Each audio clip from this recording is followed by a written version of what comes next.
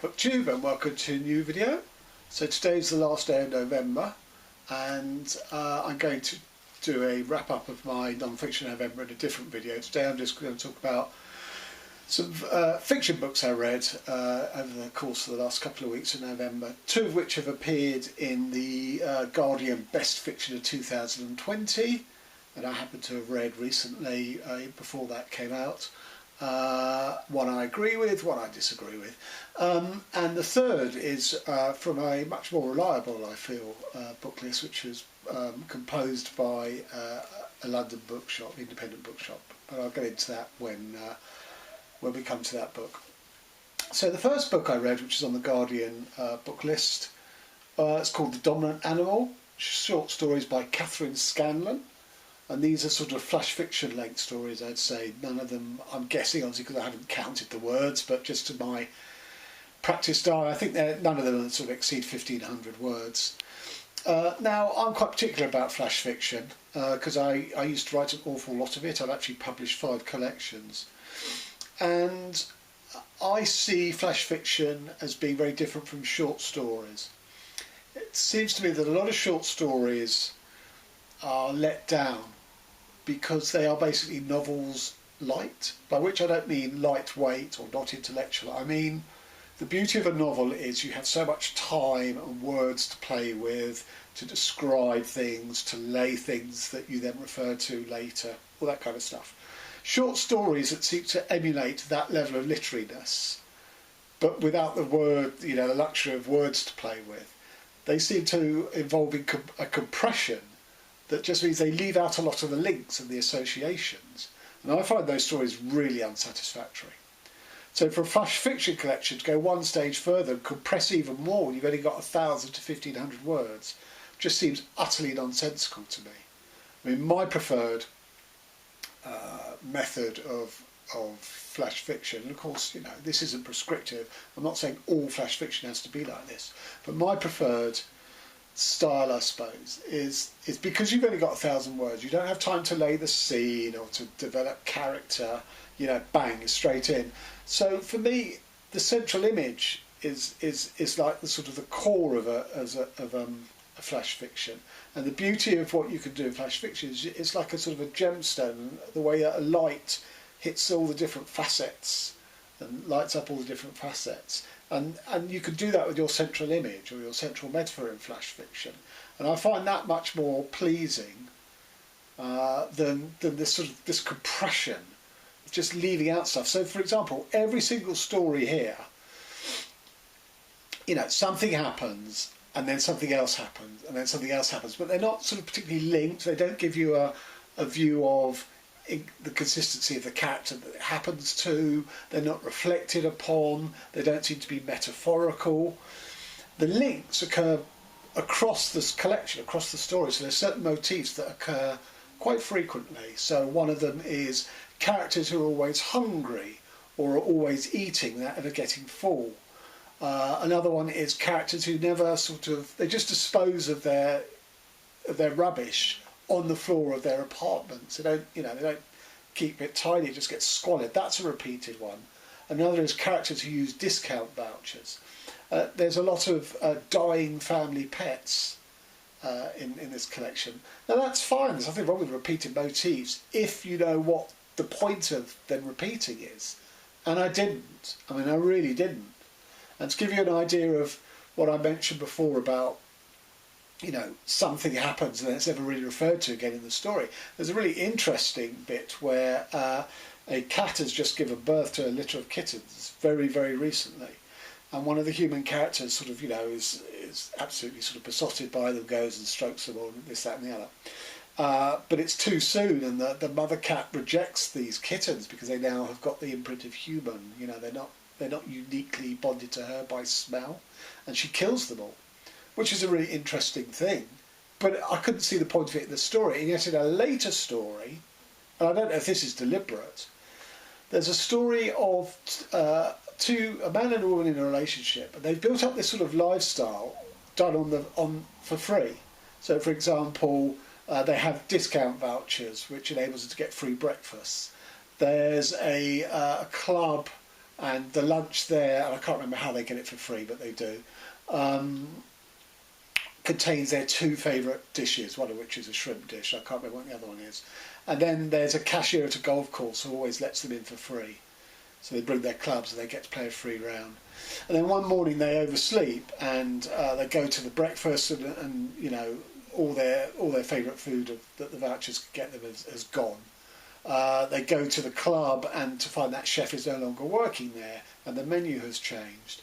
And they go to the golf course and the guy's got fired and a new guy is the cashier, and of course he won't let them in for free. So it costs them a lot of money to play around at golf because the man still wants to play around. And that seemed to me to be a sort of an echo of what happened with the kittens, that, you know, they had this thing, they disrupted it, and then everything fell apart. And for me that was the only interesting story, and it was only interesting because I felt it resonated with that, but I don't know how deliberate that is, because that's not a metaphor that's used anywhere else. And as a final comment on this, I said that, you know, things happen and then they roll on to something else and something else. It's never really pulled together, except virtually every story has a last line, which I think is supposed to be a sort of kick in the guts last line that does somehow sum it all up and provide a twist. You know, it's a very heavily weighted last line, and I'm going to go to 2 or 3 of those at random at the end of every story, and I think you'll see what I mean. Okay. It disturbs the electricity of their brains in such a way, to such a degree, that they are unable to determine whether or not the sound is coming from outside their heads. Okay, that wasn't one of the better ones. But now she is dead, and I am rich because everything she owned is mine, which, in my understanding, is the best possible outcome for this story. And another one.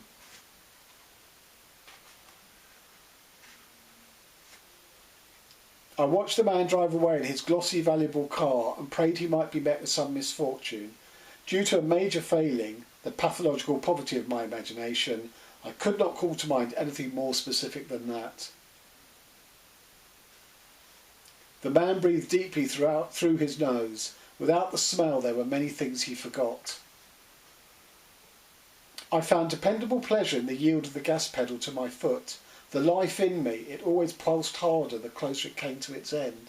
So these sound profound, but they're not, and they don't to redeem the story. It was passed to their children in a velvet-lined case, a timepiece, an instrument, a weapon, a relic. So I'm afraid this collection did not work for me on any level, and I gave it 2.5 stars. So that was not a success for the Guardian list.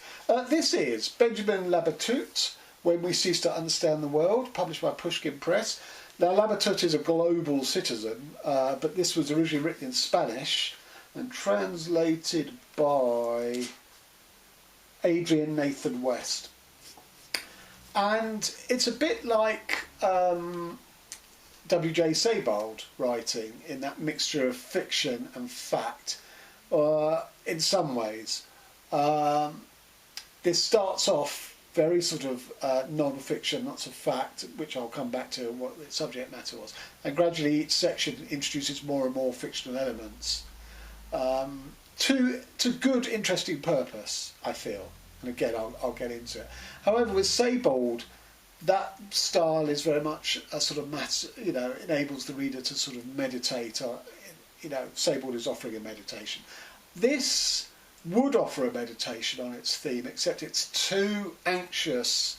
That theme is so anxiety-ridden that I'm not sure it works as successfully in that respect. But, I enjoyed this book, don't get me wrong. I gave this 4.5 out of 5. It is about several physicists, real-life physicists, mathematicians and chemists who are all charged with trying to explain the world, trying to explain reality, and that we've reached such a point technologically at the turn of the 20th century where reality itself comes into question. And what he does increasingly, what Labatut does increasingly, is offer these men sort of creative imaginings around things like black holes and quantum physics. He frames them very much in they've come out of manias and sort of nervous breakdowns or mental breakdowns So, for example, the physicist Heisenberg, he of the uncertainty principle in quantum physics, he comes out with a sort of massive load of allergies in the city he's in, and has to flee to Germany's only island called Helgoland, where he, in that sort of isolation, he goes a bit mad really. But in that, he starts to create what comes to be the great sort of pinnacle of sort of quantum physics. Another physicist here is Schrödinger, he of Schrödinger's cat, who was a TB sufferer and was in an asylum, who has a quasi-psychosexual mania for the head of the sanatorium's 16-year-old daughter, who's also a TB sufferer. So out of you can't tell whether the world's going mad because reality is sort of coming apart, whether they are having personal crises, and out of this somehow they create these sort of very sort of dissociative takes on reality. What's leading what, which I think is an interesting thing. So the first story, which is almost entirely non-fiction, is about the discovery of the paint pigment Prussian blue, which ironically came out of a search to replace sort of red pigment from cochineal, which is quite sort of rare and hard to get hold of, as was aquamarine, which is the preeminent blue pigment for paint. But that only came from lapis lazuli, which is only found in Afghanistan, so that's equally rare and expensive. But it was an accident that Prussian blue was discovered, because they were actually trying to find an alternative for red, which is interesting in itself. But Prussian blue basically contained a poison which a chemist extracted and became cyanide, German chemist. And it was the same cyanide that was at the heart of Zyklon B, which is used in the gas chambers, as in the cyanide pills that a lot of eminent Nazis crunched down on to avoid justice, such as Goering and Hitler himself and Goebbels. And it's not only that, there's also a German Jewish chemist called Fritz Haber who invented chlorine gas, which was so deadly in the First World War. But he also invented, basically the principle of extracting nitrogen and nitrates to boost to make fertilizers that boosted food production, so that the world was infinitely better off because of his invention, in the same way as the world was, reduced to its needs by the use of chemical warfare, as in chlorine gas. The same guy did it, and of course, being Jewish, some of his relatives ended up in the death camps, 20 years later or whatever. So it's a really interesting sort of set of juxtaposition of all these sort of facts around chemistry. Then we come to another scientist called Schwarzschild, I think that who's a bit of a sort of a polymath in science and came up with many, many interesting things. And his life in here is quite interesting. Again, Jewish, affected by the First World War, as a lot of the early scientists in this were. And then we come to a mathematician called something like Grondiak, who I'd never heard of. And it doesn't go too much into his sort of theories, but he basically sort of retreated from life and became very, very strange and quite unhinged, really, because he was very antipathetic to what science and technology were doing to the world. He was almost a bit of a sort of an environmentalist before people knew what that was. But the meat of this book is around Schrödinger and Heisenberg, who represent two different interpretations of quantum physics. And as I say, the fiction elements of this are much more ramped up in these sort of descriptions of the manias that they have, and the hallucinations, and the sort of sexual and other dissociations that they have with reality. But what I really liked about it was I have got lots of books on popular science to try and understand quantum physics, which I haven't read. I bought them because I've got a project which is on the back burner involving that. And I bought all these books to try and sort of, understand what I was trying to write about. But the description of the dispute between Heisenberg and Schrödinger's interpretations and how they were sort of resolved is really clear and simple. You don't have to be. I'm only a layman in science, and I felt that non-fiction treatment here really made it clear for me about all of this. I almost don't have to read all those other books, for which I'm quite grateful. So in a way, I feel the most successful bits of this book for me, or the most interesting that I got a lot out of, were the non-fiction elements. The stuff about Prussian blue and cyanide, the stuff about chlorine gas and nitrates, the stuff about the uncertainty principle. But at the heart of it is the non-fiction the fiction that he writes about. And that's why he's called it When We Cease to Understand the World, because although quantum physics seems to work as a descriptive model of reality, no one really understands quite what it means, quite what its implications are. It's a whole different system of thinking, and really needs sort of more than the 3 dimensions that we're able to think in. So I found this a really, really good book. I wasn't convinced by, as I say, the Seybold comparisons. I'm not, yes, he wants to show that these men were sort of deracinated and at times dissociated from reality, which may have made it easier for them to penetrate the mysteries of a reality that was sort of falling apart anyway, of our understanding of it. But I was less convinced by those. But yeah, on the whole, I really enjoyed this. I guess if you're just not into male scientists in the 20th century, you might not totally be into this book. And they have some pretty unpleasant, as I say, mental perceptions, particularly Schrödinger in his TB clinic, quite unpleasant. Anyway, so a good read, and yes, I do agree with The Guardian that this is one of the books of the year, although I think this has been out a while. It's only obviously just got translated into English this year. It was first published... Okay, well, it was only published, by the look of it, first in 2019. Obviously, this year came out in English. So I enjoyed that. And finally, The Employees, a workplace novel of the 22nd century by Olga Ravn, who is a Danish writer. This was translated by Martin Aitken.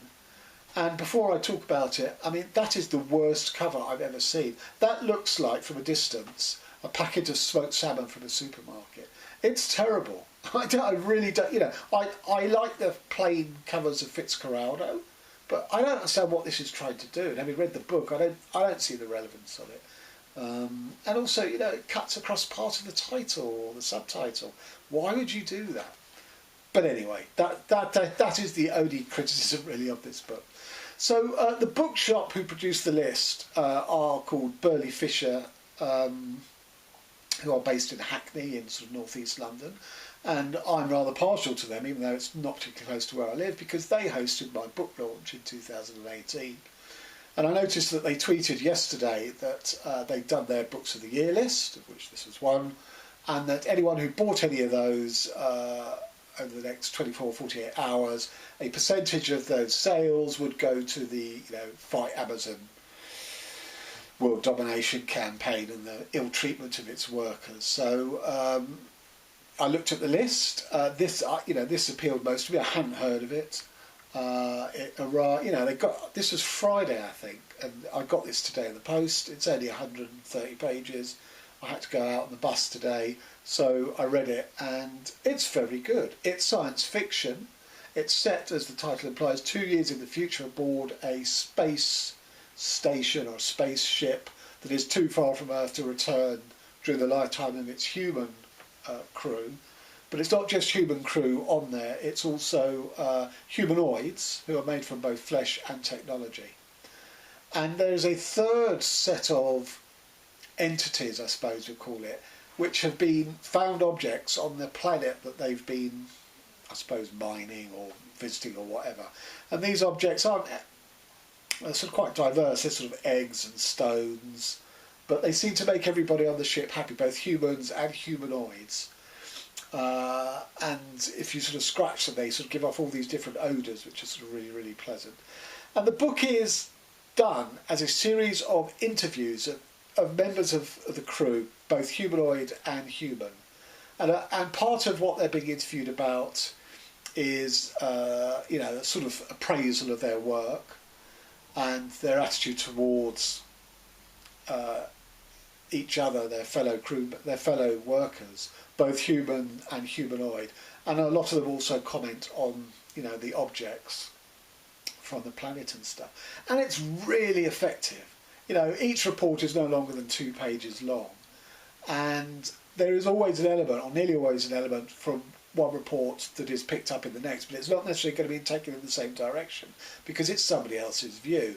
And it's a meditation on, you know, working cheek by jowl with people you don't necessarily know or don't necessarily like, and how you come to discover about them, because obviously you're chit-chatting and stuff. It's about the relationship of what it is to be human versus humanoid, a bit like Blade Runner, but in a fresh way, I feel. And it's about death, of course. And it's also, you know, it is a triangular setup. It's not just humans and humanoids, because you do have these strange objects who in a way sort of affect the whole crew in very different ways individually, rather like the planet does in Stanislaw Lem's book Solaris. And as I say, that style, a very brief, slightly bureaucratic, but not, because these people are talking about their feelings and emotions. It's really effective, like a jigsaw building up a picture towards an end. I mean, there's a definite plot drive towards the end. I can't spoil what that is, but I just found this really beautifully rendered, imaginatively rendered, well put together, really satisfying read. And I gave this 4.5 stars, so I really enjoyed that. So there you have it, my sort of wrapping up fiction for the end of November.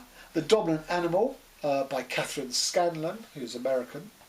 Benjamin Labatut, who, as I say, is a global citizen, but this was written in Spanish. When We Cease to Understand the World, 4.5 stars. And The Employees, a workplace novel of the 22nd century with the worst cover in the world, but the actual text, 4.5 stars. Okay, so in a couple of days I hopefully will have my non-fiction November wrap-up video. Till then, thanks very much.